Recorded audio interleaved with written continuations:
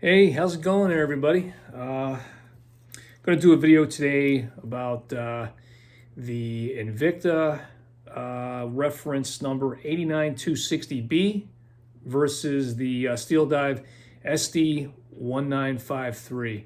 I actually had this video up recently, and for whatever reason, I don't know if it was because of the way that I had it described. I don't know if it was the title. Maybe was it for whatever reason it wasn't getting any views. It's not because I think that the subject matter wasn't any good. It's just that I for whatever reason I think that I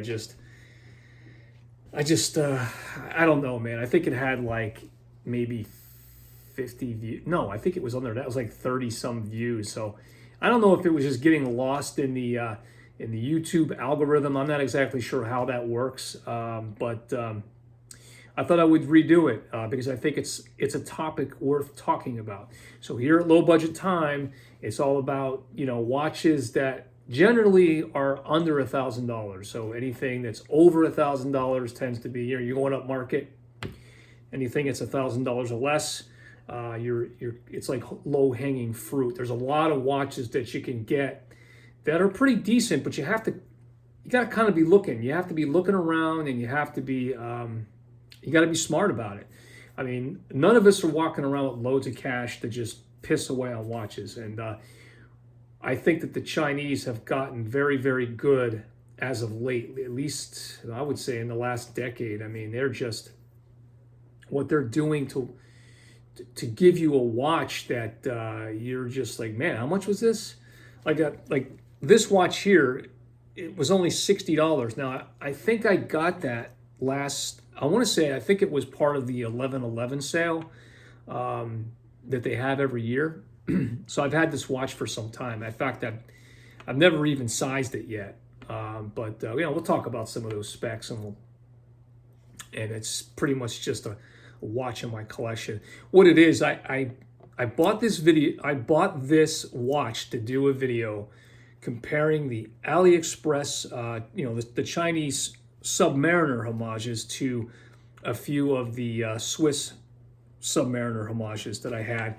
And at the time I bought a Suges, I think it was a Sea Stern, the model number, I think it was definitely a Sea Stern, but I don't know if there's a specific reference number. I bought a San Martin. Again, it's an SN number, but I have no idea what the reference number is for that. That's a really nice watch, by the way. And then I got this guy. But this was actually the most value-packed out of the three. I mean, I feel like I got the most bang for my buck out of this watch. I was very, very impressed with it. And it made me want to look at other Steeldives to see if the quality was equally as good on the other watches. And so far, I've bought 5, and I got a 6th that's actually coming. And each one of them, I gotta say, were pretty damn good. I thought I was going to trash these things when I got it, but I turned around and I was like, whoa, with good faith, I can't trash these watches. They're just that good. Will they hold up over time? I don't see why not. I don't know. I mean, looking at this watch the way it is, the way it's constructed, of all 316L stainless steel, you may beat it up, but I think ultimately, I think it'll stand a test of time. So the other watch that we're going to look at today is the Invicta Pro Diver. That's 89260B. This watch I've had on as a daily for the past, I would say, 4 months, maybe 5. I wear it off and on, but this is pretty much my beater. This watch is not in the same condition it was when I took it out of the box because I beat the crap out of it. But not only that, but this watch has a lot of branding on it, or had a lot of Invicta branding on it. So working stainless steel is not as easy as you might think. This watch actually, if you look at the side of it, This is where the Invicta was etched in. And I sanded it off using a Dremel with a sanding disc. And unfortunately, the best I can do is just to put sort of like a satin finish on it. But in the process, I actually got a couple dents in there. I don't know how that happened, but working stainless steel is not as easy. If you have the tools to do it, like if you have like a, like a bench, I would say a bench polishing unit, something that's, that's going to stay there stationary where you're not, when you take a Dremel and you go and you go back and forth with the steel, there's a likelihood that you could actually cause uneven pieces that you sand, or uneven parts of the surface that you sand, and I think that's what happened here. Sorry, I'm losing my voice. Anyway, another thing I did to this watch was I put a ceramic bezel insert in it. So let's talk about the specs, and then I'll roll through what I did to this watch, what I like about this watch, and what I don't like about this watch. Okay, so let me just adjust the light here. The watch's dimension, it's a 40 millimeter case, so it wears very well. I find that the 40 millimeter case is actually like 40, 41 is like a sweet spot, I think, for divers. But, divers can go anywhere from, 39 millimeters all the way up to, for me, anything that's over 45, I can't do it. So it's a 40 millimeter case, excluding the crown guards. So, sans the crown from the side to side, it's 40 millimeters. Lug tip to lug tip, that would be here to here, is 48 millimeters. So it's got a pretty good stretch on it. The thickness, that's a 14 millimeters. Now, I think the reason being is because of this kind of concave, you know what? The light in here is so bad, and I do apologize. Keep playing around with it. Okay, I think that might be a little better. Actually, yeah, I'm trying, man. I'm trying to get it right.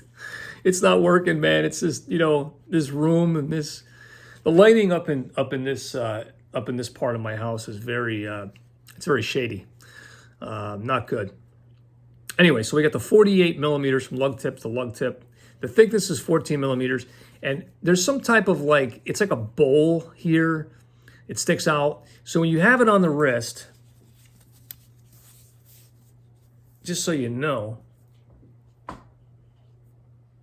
I mean, look at that. See how that sits? Yeah. Anyway, it's okay for a beater watch, but I just find that to be, and I'm not sure if it was because they were putting different movements in this watch at some point in its history. I think this watch dates back to somewhere in the mid-90s. The guy that bought the Invicta brand, Ilal Lalo, I'm probably not saying it right. He is like I think he was like leading an investment bank to, I don't know if he's a sole owner or if he's like part owner, majority owner. I'm not sure. But he had an idea basically to take this old Invicta name and then turn it into a direct marketing.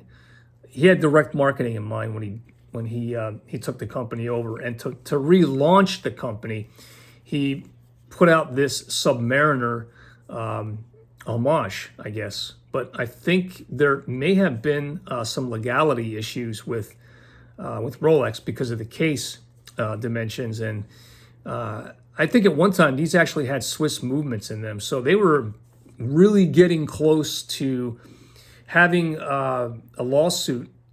I've read this. I don't know how true it is, but there was a possible litigation between the two. So I think Invicta was like, all right, well, we're just going to honor that. We're going to brand the crap out of this watch. We're going to put Invicta on the side. We're going to just make it look as different as we can while still remaining sub-like, right? That's about as much as I know. I may not be 100% on par. I just want to say that I may not be on par with all my facts, but I do know that I have the guy right. It's Ilal Lalo. That's the guy that took the company over. It became a direct marketing company. I actually did a video of this watch when I got it. So some of what you'll find about the company is in there. Invicta's been around, the name has been around since I think 1873. So they were making, pocket watches and stuff like that. And then I think the company ran, well, the family ran it until around the 70s. And then I think they were seeing the quartz crisis come, and another company bought it, a Swiss company. And they went out of business in the 80s, and I think the name stayed dormant until that dude, Elau, came around and bought them. Anyway, that is Invicta in a nutshell. Where they are today, they are just making some crazy looking watches, and they have a lot of licensing deals with sports franchises and or sports leagues, Marvel Comics,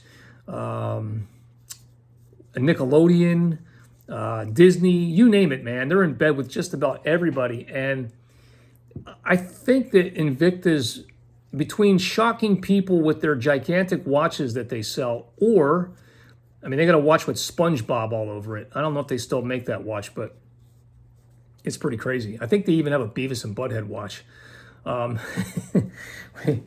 If they made a Ren and Stimpy watch, I think I'd probably buy it. Remember Ren and Stimpy from, I want to say that was from the 90s. Yeah, if they made a Ren and Stimpy watch, I definitely would buy that.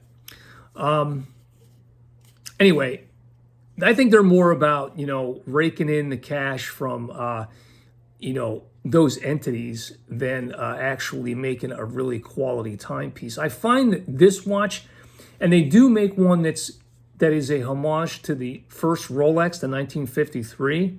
That's actually a pretty nice watch. I had considered getting that. But again, it's got Invicta all over it. And that's the only thing that keeps me from doing it. But other than that, that would be a pretty cool watch. So look that up, the Invicta 1953.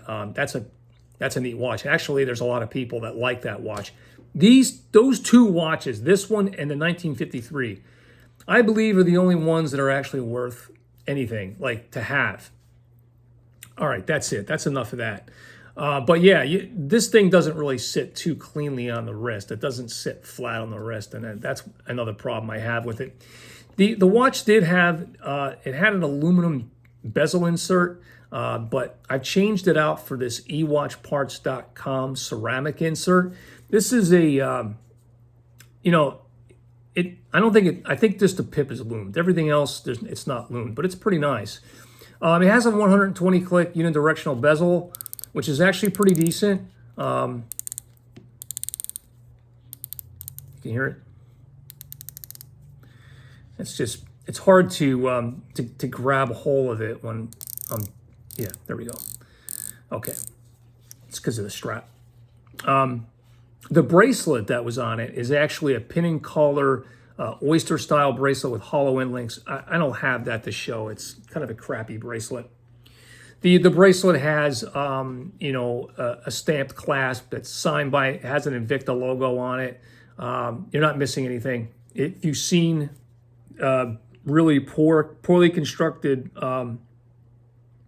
oyster bracelets, polished center link, hollow end link, all that, it's crap. I paid $100 for this watch at the Joma shop.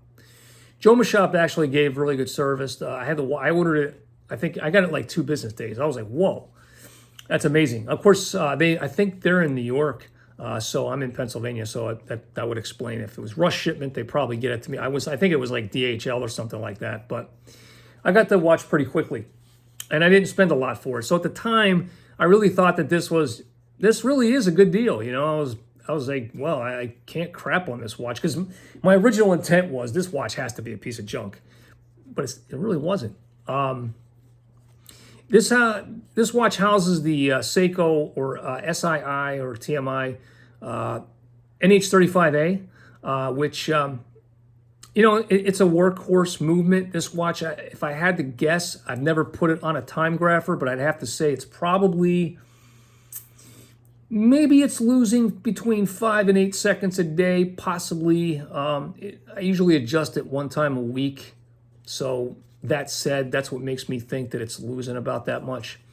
I don't really hack it or anything, but I can only imagine that that's probably where it is. No drilled lugs on this guy, which really sucks. But I find that a lot of these replica watches of the sub don't have drilled lugs either. The watch is pretty decent. It's not a bad watch. It's just, would I buy this watch again, knowing what I know about it now? No, not when I can go to AliExpress and I can buy, I can buy this, which to me is a lot nicer. So let's talk about this watch now. All right, so this is the SD1953. Even the heft of the watch, even though it has a bracelet on it, I can just tell that the case construction, the bezel, everything on this watch. Oh, you know what? The one thing I didn't tell you, the lume on this watch, there isn't any. And I'll show you that at the end of the video. It's almost embarrassing. I always say to people, yeah, the Invicta Pro Diver has lume on it. They call it trittonite, but I really think it's what the factory sweeps up off the floor at night, because that's about as good as lume as you're gonna get. Really crappy, and it's got the Mercedes hands in there as well, which also has that bullshit that they say trittonite, which is a cool sounding name, but it's they might as well just save it, because it's not good. Okay, so this is the SD1953, and man, if you're looking for a sub, not clone, but if you're looking for a sub-like watch, man, let me tell you, this watch is really nice. Like I said, I didn't size it yet, but I haven't gotten around to it.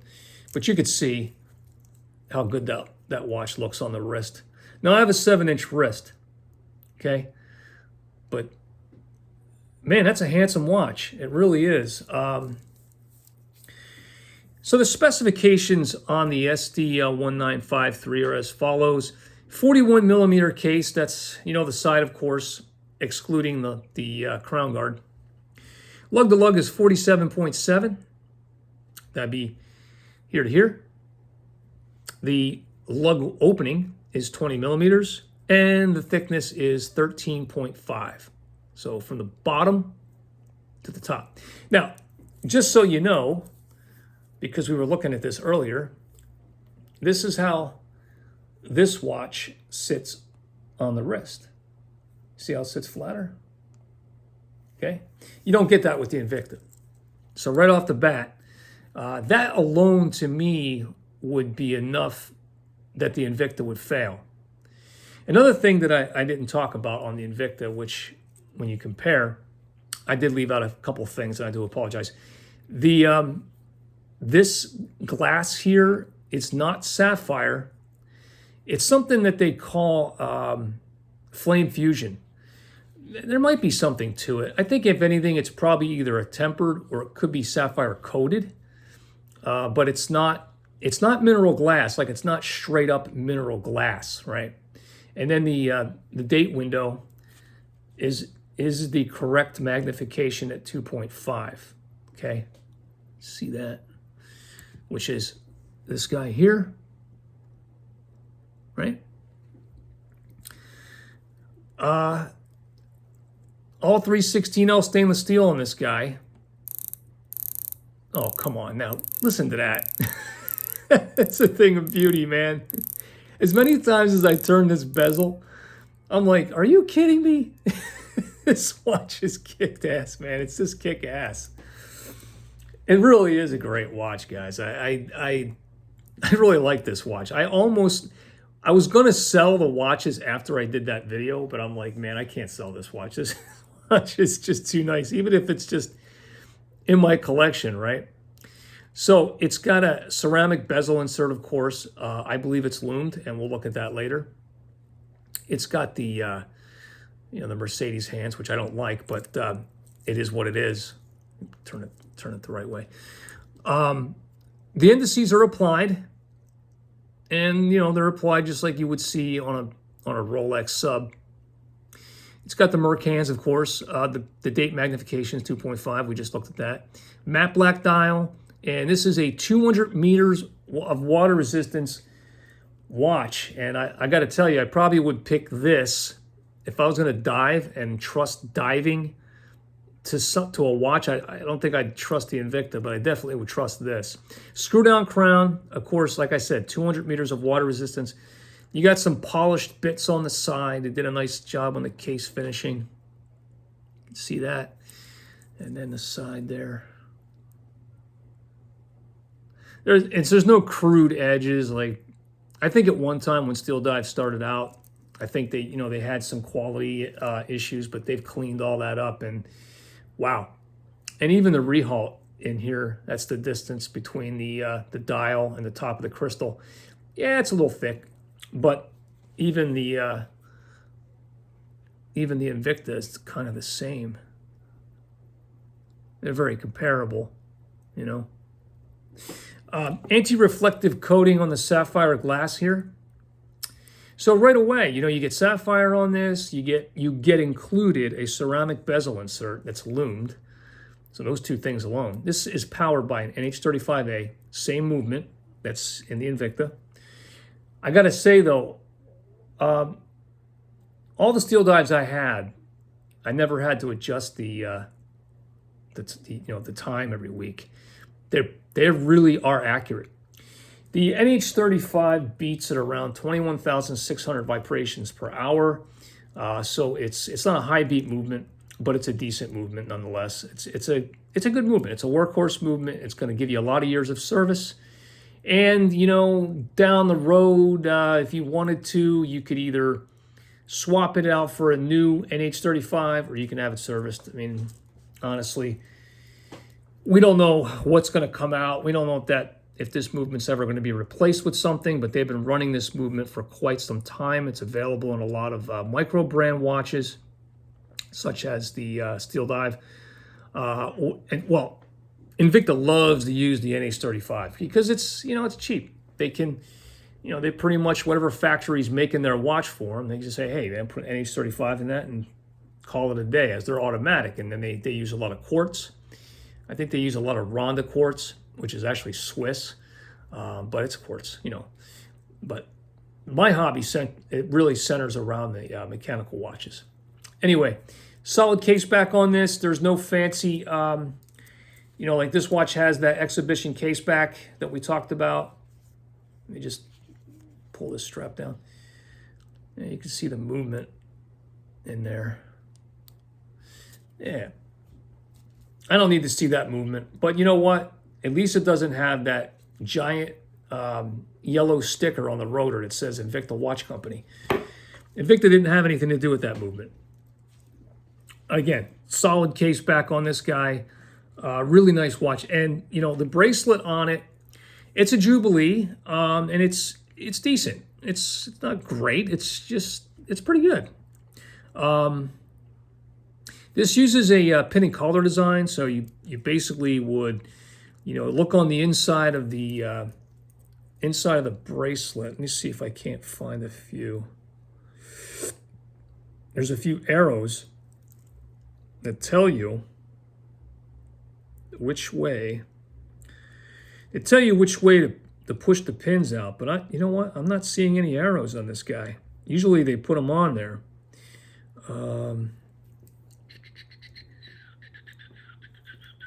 Well, that's interesting. It ought to be real interesting when I go to size it. Wow. Okay. Man.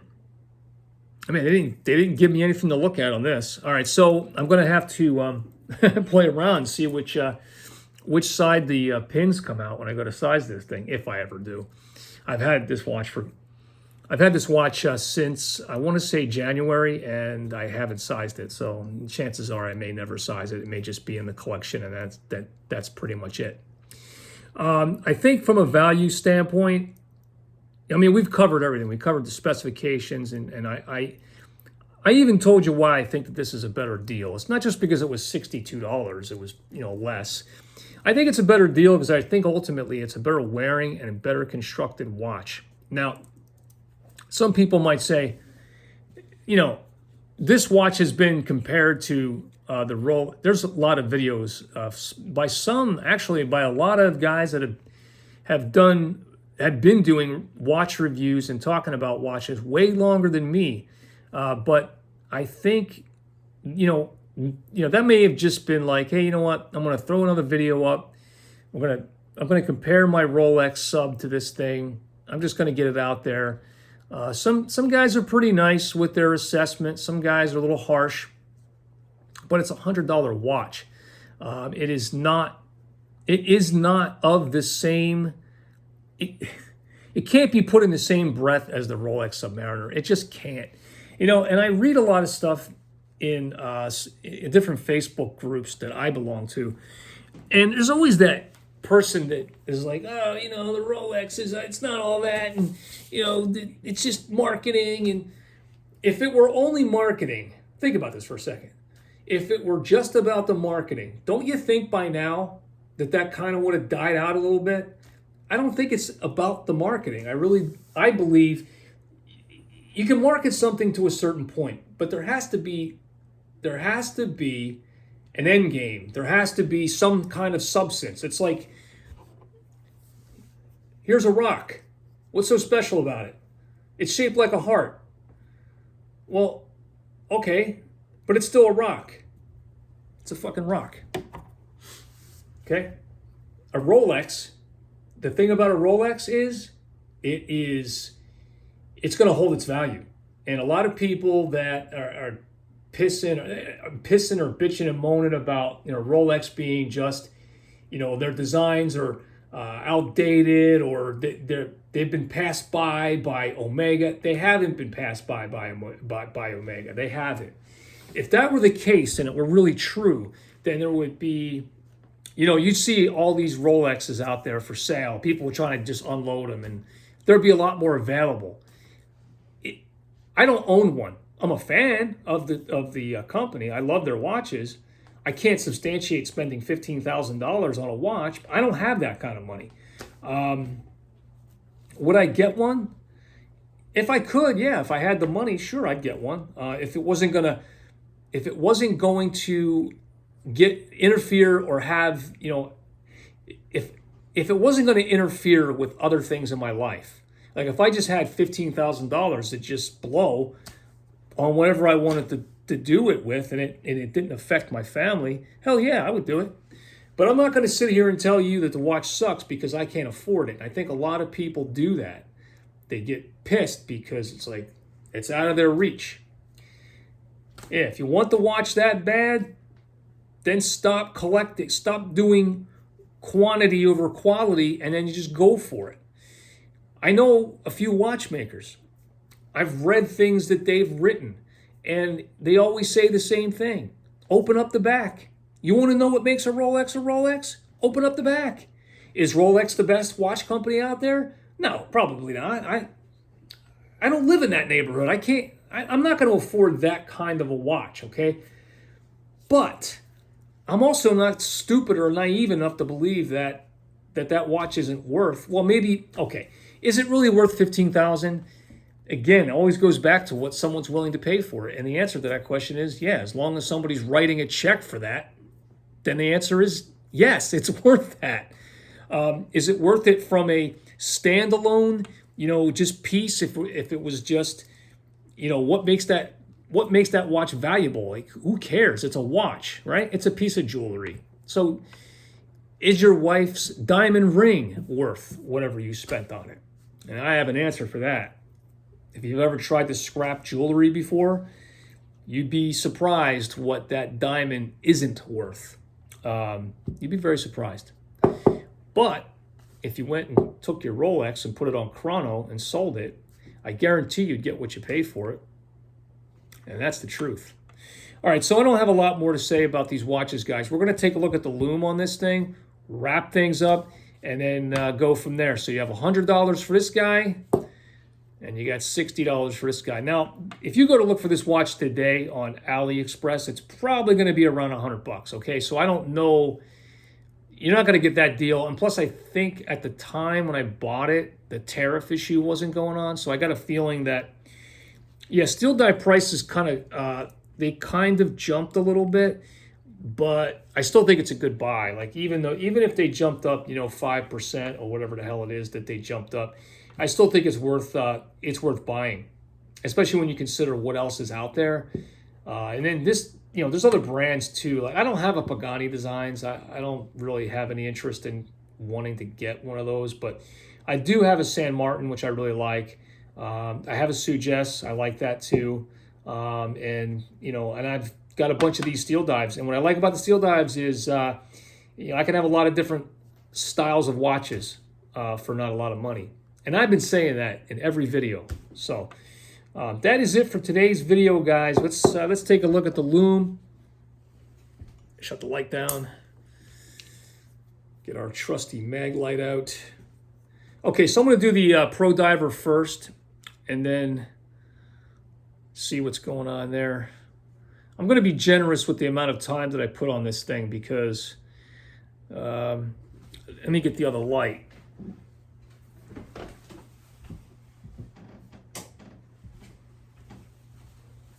Okay.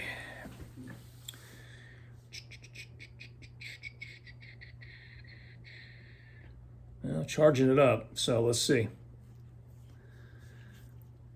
And that's it.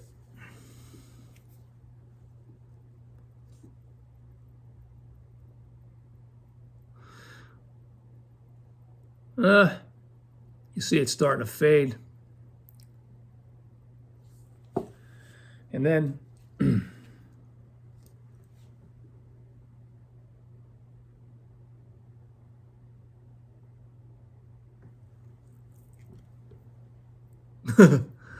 okay, you want to see something funny?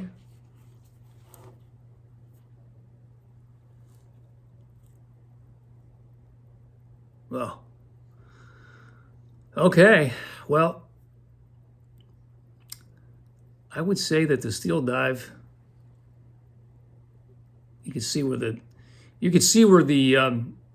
Invicta is really just starting to peter out, and you can see I didn't even give the Steeldive as much time under the light, but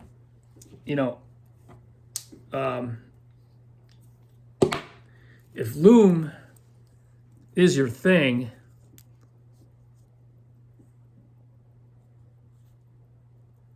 see that? The only thing that's really glowing is the pip. And Invicta didn't have anything to do with that. All right, guys, again, it's all about, it's really about, I